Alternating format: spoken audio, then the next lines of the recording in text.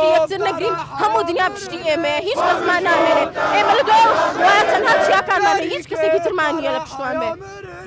پێیانەکە بۆ خاتوونەکانی هاوشەیەک و خۆت هەیە کە پاڵپشتی خوشکوبراکانیان بکەن تەنها ئەوە ناڵم تا داخل ئێمەش لەگەڵتانە ئەوەی پێتانەکرێت بیکەن ئێمە ژێرەوە بە هەموو خوێنمان بەوەی کە پێمانەکرێت لەگەڵتانە یارمەتیتان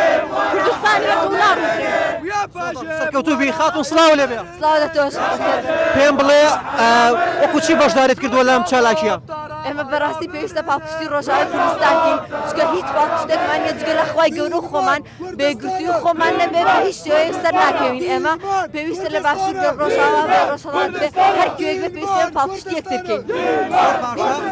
پێم بڵێ چ پێشنیارێکە بۆ سەرکردەکانی کورد هەیە بۆ هاوڵاتیان هەیە بۆ ئەوەی کە بە هانای خوشکوبراکانمانەوە بێت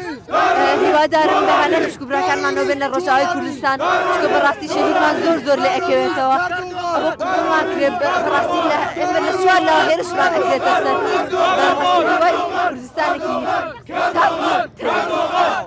یا ڕستی کۆتاییم پێ بڵێ چی پەیامێکت هەیە بژی کورد و کوردستان ڕۆژاوا ڕۆژهەڵاتە کوردستان یەک وڵاتە